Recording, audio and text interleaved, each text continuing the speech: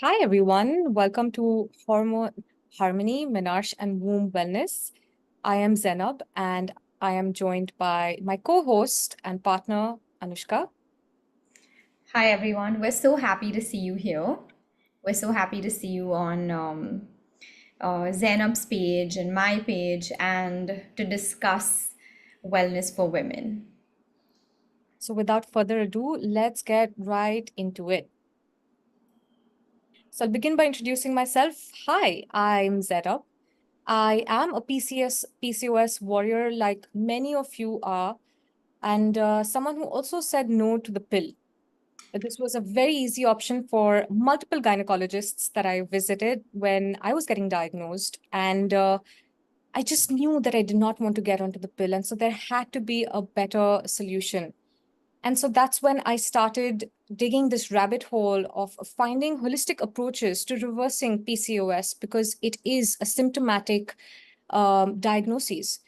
And there are so many approaches and so many things that we can do to heal or reverse our symptoms. And which is exactly what I do. So that rabbit hole led me to studying this further. And I am now certified as a women's health coach specializing in PCOS. And I'm also a functional nutrition expert. And so if you are someone who has PCOS, then I'm your girl. All right. One of the things that we wanted to do in this workshop was to take a minute or five and uh, just pen down how we feel about our period. So this could be thoughts, this could be words, this could be something that you visualize and can draw. So let's take those 5 minutes, put this recording on hold if you need to, and let's come back once you have that ready. So we're back. I hope you enjoyed that. Maybe took a little bit of time to introspect on what you actually think about your period. How is that for you, Anushka? It was quite nice, I think. I think that the initial thought that came to my mind was my older experience, but I think that I have taken a lot of time to heal from the period trauma that I had, and to also, since I have been in remission for my PCOS and I get my period more regularly now. So I think that my gratitude towards my period has also changed my perspective. So this is what I have drawn. Oh, lovely. Nice flower. Yeah, so it's a flower that represents the fact that I believe that that's when there's a bloom, there's a change, there's something new coming in. I also love that my period is actually the start of, your cycle. There's relief because I have spent years not getting my period on time. And there's the sun that shows the brightness of it and how important it is. And I've taken purple to like show the blood flow because I don't have a poor relationship with my body anymore. I think that I've come out of that shame or disgust. And then there's the stem with a couple thorns and some leaves because, I mean, discomfort in our period is normal, but excessive discomfort isn't. So it's to just represent the realistic nature of it. What That- about you? That's beautiful. I loved how each element of your flower represented some aspect of your menstrual cycle. I think that is absolutely beautiful. And Yeah. I resonate with what you said about the first thought that comes to the mind when you think of a period is the experience that you've had for so many years. Mm-hmm. And for me, there was so much confusion, there was so much there was so much unawareness around it, lack of understanding of my own body. I think there was so much disconnect, which is something you said as well. There's disconnect from, our menstrual cycle, which has changed significantly for me as well in the past 2 years. And now when I think about my menstrual cycle, I think about so many pretty things. I think so. I'm going to show you mine. So it's lots of small things around here. So I have flowers, multiple flowers, because I absolutely love gardening. And I love bringing flower arrangements, especially at the time of my period, just to lift me up. I'll cut stems, I'll use like vases that I have around the house and just make flower arrangements. So lots of flowers. Then I have a yoga mat over here with restorative pillows, two small pillows, just to say restorative yoga because I love doing restorative yoga.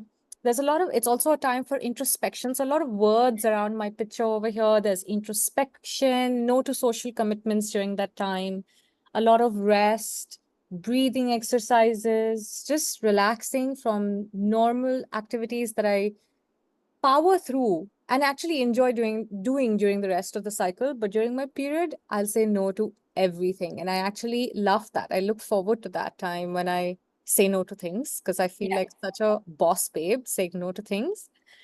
Um, and just self-care and massage and just things that I think about when, my period is coming and what I would like to do now. So, yeah, I think both you and I have experienced so much growth in terms of what we think of our menstrual cycle to be as opposed to what it used to be.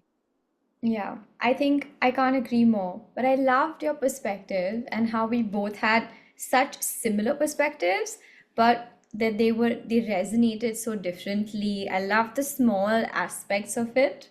I think it made it so much more tangible. Yeah. So that was really cool. Yeah, Yeah. I'm so glad both of us are not artists. And that's not our profession. Wouldn't definitely have not any. mine. But you're a good doodler. Yeah. Yeah. All right. So, yes, I'd love to introduce, or I'd love for you to introduce yourself. Okay. Hi, I am Anushka. So, I am a family nutritionist and I also educate people about their health and their bodies. Um, as Zainab said before, that she did not have the knowledge of what was happening to her. And I think that's something that I resonate with as well. As women in general, we know nothing about the way that our systems work. So, I also am a family and prenatal trauma specialist and a couples counselor. So, of course, there's a couple hats that I have, but they all come together under family health. And that's what we're here to also talk about. So, I am a hormone and emotions biohacker because I believe that both of them work in sync and it's important to balance them out. And I believe in building a relationship with our bodies, something that we're going to touch upon through the rest of this workshop. And what I help you with. So, I help you and your loved ones achieve the best nutrition and mental, emotional, relation, and physical health. How we integrate health and nutrition into our lives, and how we can achieve the kind of life and peace that we want over time. So, that's a gist about me. You know what I think is so special is that your education has carried forward um, into your career and has multiplied, like multifold multiplied over the years into so many specializations that you have um, taken a step towards. And I think that's so special because for me, I think I changed fields completely and, moved from, okay, well, I did teach yoga professionally. So there was this aspect of helping people and understanding the human biology. But Mhm. I think for you, it's been a beautiful transition, a beautiful growth in terms of, the specializations that you've added to your career path. So more power to you. And I hope this continues to grow for you. Thank you. All right. Okay. Hmm. We're talking about, well, the uh, presentation or the workshop in itself says Hormone Harmony, a journey from Menarche to womb wellness. And I think it is very important to talk about menarche or the onset of menstruation in our early teenage years and the feelings that surround it. And one of the things that Anushka and I so often spoke about when we first started meeting and discussing our experiences, almost always, date back to when we first got our periods. And um, for me, I remember it not being a very pleasant experience, and there being a little bit of trauma associated to that experience. And there were multifold reasons to it, but most of the things that we've mentioned on this slide over here where resonate with me. Lack of support. I think I did not have a good understanding of what a period is. There was lack of education. It was also um, this feeling of shame and guilt surrounding it, because of course nobody really initiated me or Anushka into getting their first period. And I think it can be a beautiful experience for a young girl if done properly. If initiated into menstruation with the correct education properly, it can be such a beautiful experience. But for a lot of us, that may not be the case. Right. I remember you telling me once about an experience that you had in school where your pain was not taken seriously by a school teacher who was a female school teacher.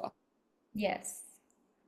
So, Yes. right, there's that feeling. And then there's guilt, shame, secrecy, inadequacy, because you're not feeling enough at the time of menstruation. When you've gotten your period, you're feeling low, your physical body is going through change.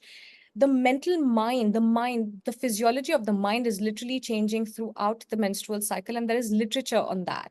So a lot of these associations of negative emotions during our menstrual cycle stem back to a lot of uh, to our early years. From, for a lot of us, that was probably 15 years ago, or maybe more than 15 years ago. So we've been menstruating for a lot of time, not having resolved a lot of the emotions that surrounded it when we first began menstruating.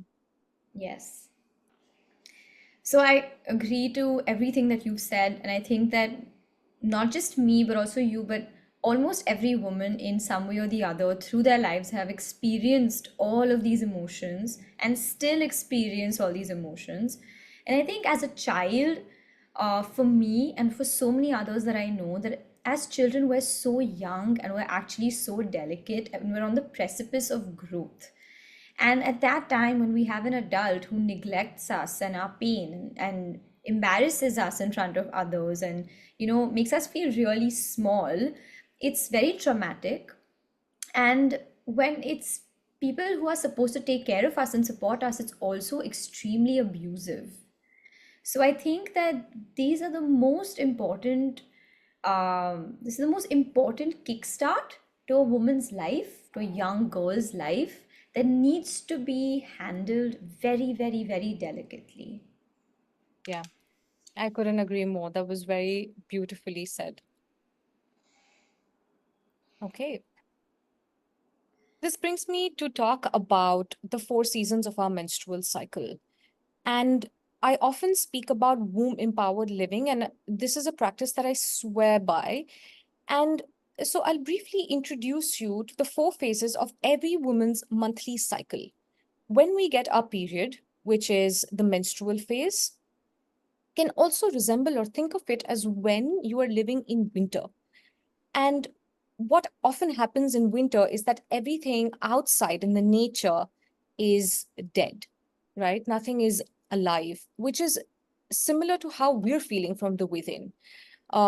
Because our body is going through so much physical change, what we want for ourselves during the time of menstruation is also that to not exert ourselves, to not go beyond our means, to not go beyond our physical, energetic means, which is why your menstrual phase is often the time when you would say no, you should be saying no to social commitments, saying no more often, um, resting, relaxing, enjoying some more restorative practices like restorative yoga, dry massaging, dry brushing, and just taking this time to relax, breathe, and introspect. Introspect for the rest of the cycle. Introspect how the previous cycle has gone and plan for the following cycle without doing or putting action into anything at the time of your menstruation. It's a very holy time.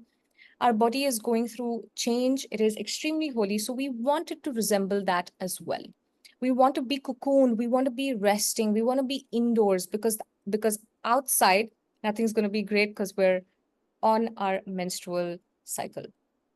Once menstruation ends, depending on however long your cycle is, comes the follicular phase, which is the second phase of your cycle, which is when your sex hormones are starting to rise. Your luteinizing hormone, your follicular stimulating hormone is rising, causing a rise in estrogen and testosterone.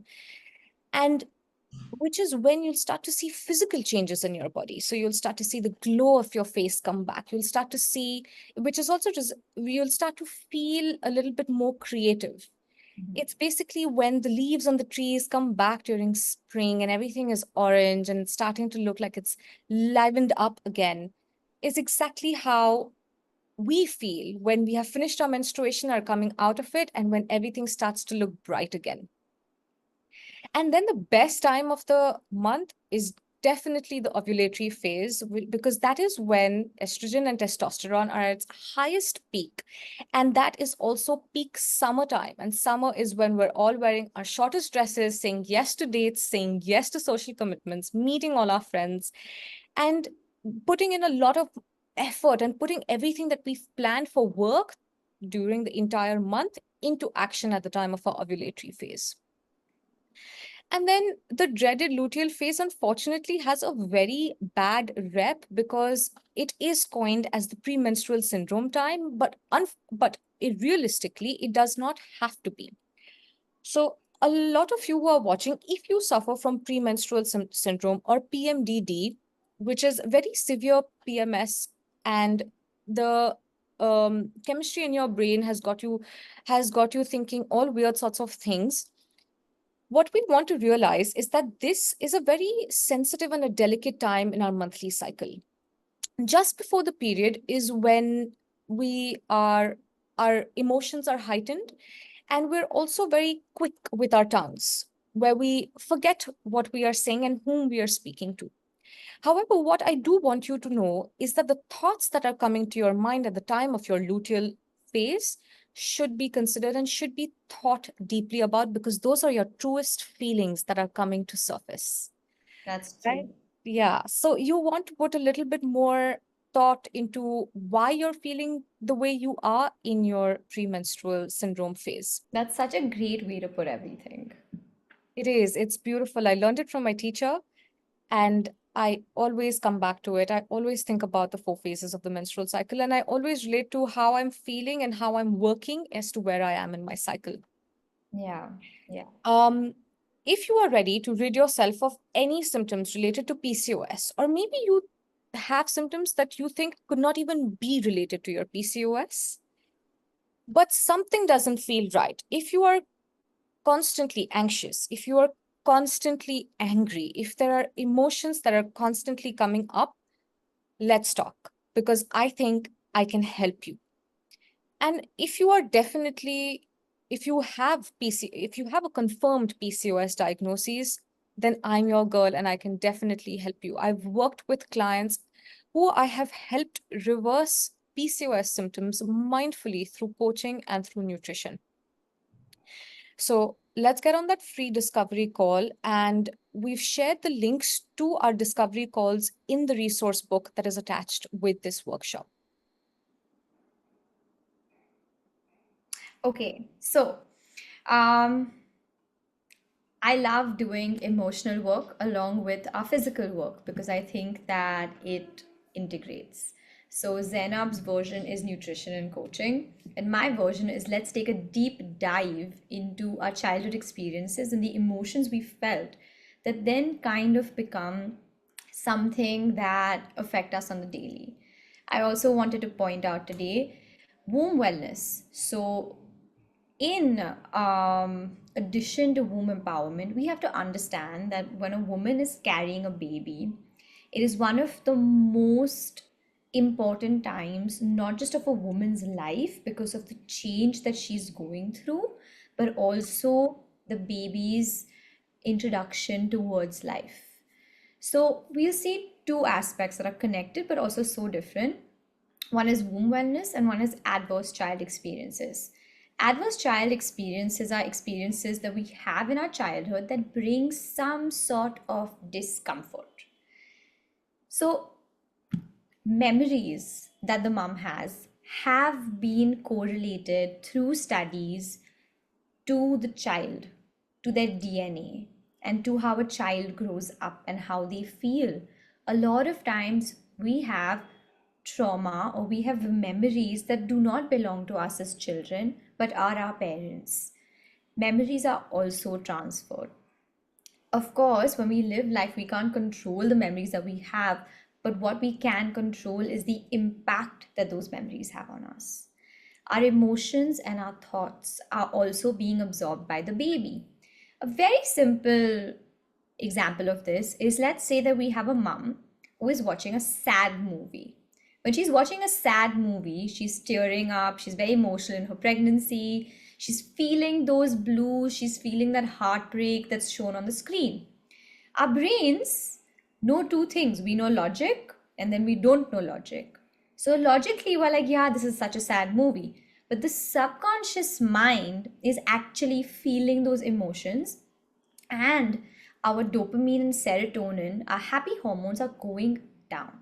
When our happy hormones are going down, the sad hormones are coming up. When this hormonal shift takes place, the baby's hormones are moving the exact same way. Now, when mom has shut off the TV, mom has gone and moved on with her life to the next task.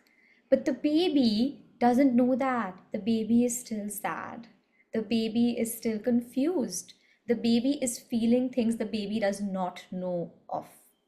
So, emotions, thoughts, things like stress, happiness, unhappiness, dissatisfaction, frustration, anger, violence, all of these emotions and thoughts are felt and experienced and stored in the baby's body. We notice that high stress pregnancies lead to children who come out dysregulated with ADHD, with ADD.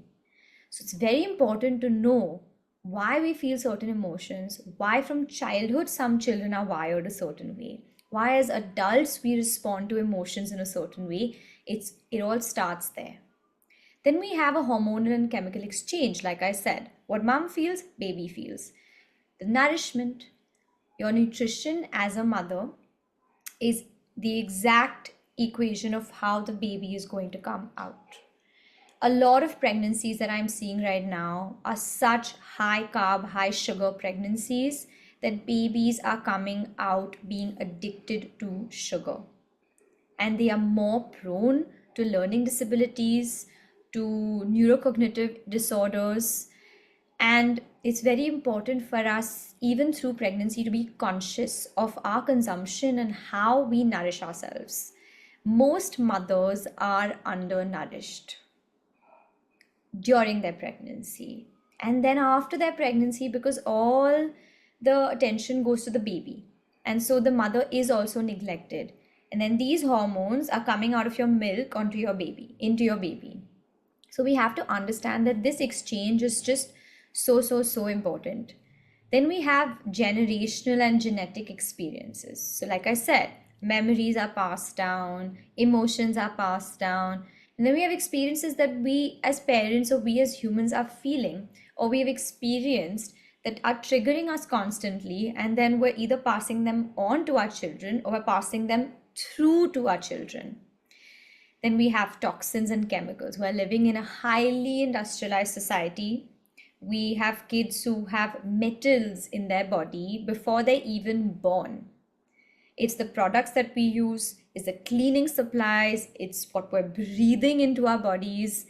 And of course, all of this is very scary, but there are resolutions. And that is why we emphasize on the work that we do, because these are changes that are easy and sustainable to build in our lives. They're not as scary as it seems, but to be educated and aware is a priority. And then, of course, parenting styles and the community support that we have. These are very important in how we are raised and how we want to raise. So, womb wellness and childhood experiences are very important in the building blocks of not just a child's life, but an adult's life. And so, we want to take that a little seriously. The work that I do is to help you and your loved ones achieve the best nutrition that we can through sustainable hacks. I don't believe in dumping a plan onto you that you can't use, you can't implement, you're too busy to do, or that the ingredients are not close to you and that don't integrate with the culture that you've been raised in. I believe in adding value to your life, not restricting your ongoing life. That is my main philosophy. And of course, we work on mental, emotional, relational health. It's very important to be happy, to have good relationships with those around you, because that is the support that you have to bring into your life or you need in your life. And of course, physical health. We have to know what's going on in our bodies. So, to do that, you can book your consultation in the link that we have in our free resource, and then we start working.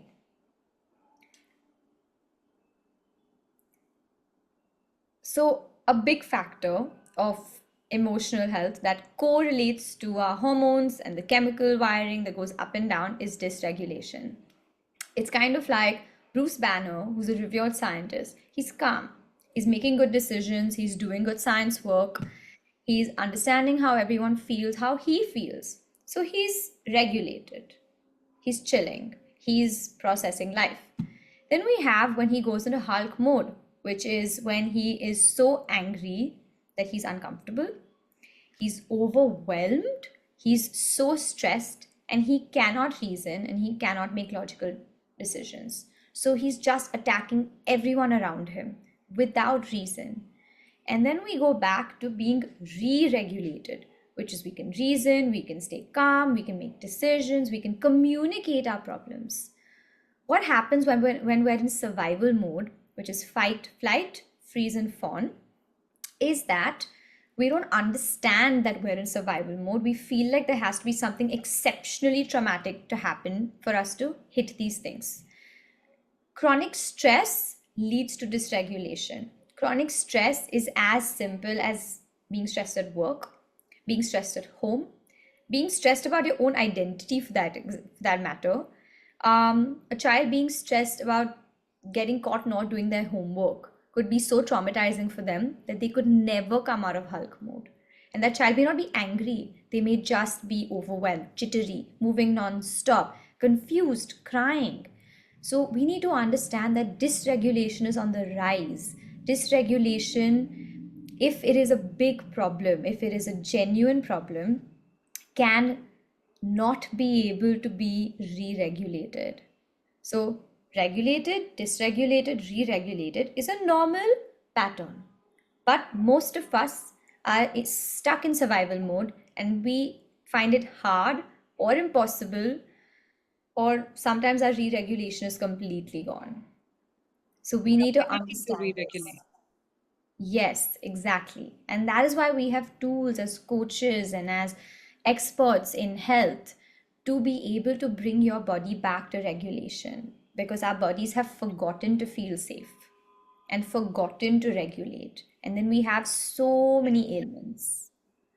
I couldn't agree more. How many years, looking back, I think how many years I have stayed in this flight or fight, Mhm. because of which the plethora of like physical problems that I've dealt with, from like GERD during COVID, which was such a traumatic time for me, um, to when I made a career transition, and so many times that I think I now look at my life at 29, 30 years old and feel finally I have been able to reach that point where I'm no longer in flight or fight. I'm not constantly fighting with myself. I'm not constantly trying to feel safe for so many years. So thank you for explaining that. That was very important. I think this is such important information. Exactly, it is this when we are in a dysregulated state is when cortisol levels go off the peak, as a result of which so many hormonal imbalances occur. Cortisol is one of the two queen bee hormones apart from insulin that is responsible for the dysregulation or the downward effect, negative effect on all our other hormones. Yes, that is true. And thank you for sharing your experience, because I think it's so important for us to feel at peace with our bodies, with our lives, and to have the tools to transform. Or the help, just the help, right? Just somebody to guide us. Yes, 100%. Yeah. Yes. So, like you spoke about cortisol, right? We have that right here, which is the stress hormone. Okay, so there's more cortisol in our body. We see delayed regulation, which we discussed, trauma, attachment issues, weight gain, hormonal and metabolic dysfunction. This is what happens when we have PCOS. This is something that nobody tells you. This is something that nobody really knows is happening to their bodies. And it's kind of, we want to look at hormones like drugs. Okay? Cortisol starts getting pumped in our bodies, and then the more we get used to it, the more we don't feel it, the more we can't acknowledge it. So then, Can't distinguish the fact that we are stressed. exactly. And we State of feel like, stress. oh, wait, like this is normal, like I'm just living life. Yeah. But that's not true because cortisol from 5% goes to 50. We're so used to that 50, it goes to 80, 90. Then we're diagnosed with thyroid or PCOS or cancer or metabolic disorders, autoimmune disorders. And Pre-diabetic, yes, insulin resistant. yes. And these are all things that have happened because we're stressed. We did not manage the stress at the right time. And now our bodies are crying for help and our bodies are finding it hard to function. Because they have to keep you alive. The energy is being focused on keeping your vital organs going. And so your menstruation and anything that makes you look good is not a priority. Yes, exactly. And thus we have our symptoms. So we have a hormone chart, we have the job that they're doing, and we have the effect of what happens when this shifts. So for example, endorphins. Endorphins are mostly released when we work out. You know the saying that people say that go get a Okay. workout, you get Yeah. pumped with endorphins. The reason it shows pain is because when you're working out, you're stretching. You do feel some sort of pain. When you go to the gym, you're sore. But you're released with endorphins. Endorphins make us feel good, they bring pleasure. When endorphins are reduced, when we don't have the motivation to exercise, when we don't have too much movement, we're stuck in bed, we're living sedentary lifestyles, we're working all day, all of these things, this leads to anxiety, depression, pain, mood swings, all these behaviors. So often, we can heal anxiety with just movement and nutrition and just awareness. Amen, sister. So, this is just a chart that we have put together to just explain to you of how the important hormones affect us when they increase and decrease, and how a lot of these ailments can just be worked on with regulation, with food, with sleep, rest, the right consultation, the right advices. The right And help. exactly. And so that's what we want to bring to you directly and work with you to help and support you better. Yes, I couldn't agree more. I think I've had experiences with clients who are unaware of their symptoms being a result of hormonal imbalance because of years of living in that state, and that just being normal life. And the first thing that you'll start to see is your symptoms reduce will be a lot of these emotions that you've been experiencing at large on a regular basis. You'll start to see them reversed. You'll start to feel better, not only about yourself, but about people around you. And everything else is just a cherry on the top. Right. Exactly. And it does seem and sound like a lot of work, but being stuck in the same place is a lot of work too. I think we just have to find the heart that we want to go with. And I think we just have to find the kind of consistency that we want to go with because either side is going to be hard. Everything in life is difficult to do. But do you want a heart that leads you to peace and happiness and the ability to be resilient in case problems arise?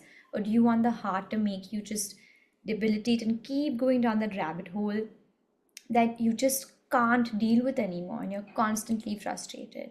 So I think that it's a very powerful position to be in, as powerless as we feel, to be able to pick the heart that we want. And make the choice. Yes, Yeah. exactly. Yes. Especially with what you said in the end about making the right choice and understanding that our health is the most vital aspect to life that we have. As we grow older, our health is what we'll hold on to. Our health is what will support us in enjoying the small moments of life, the small pleasures of life. And so, if we don't have that on our side from our 30s or even from our 20s, then what hope do we have for our future? So, if you have the choice, then make the choice and invest in your health. Yes, couldn't agree more. So, we're looking forward to you guys connecting with us. We hope that we've helped you at least understand the basics of your body and to be able to connect to how you feel and to feel valid with this information. Yes. And we're here to support you, whatever phase of your life you are in, and whatever may be your diagnoses or no diagnoses, but just emotions that you don't know how to process. We're here to help you, and we hope to see you soon. Yes. Thank you for listening to us. Bye, everyone. Bye.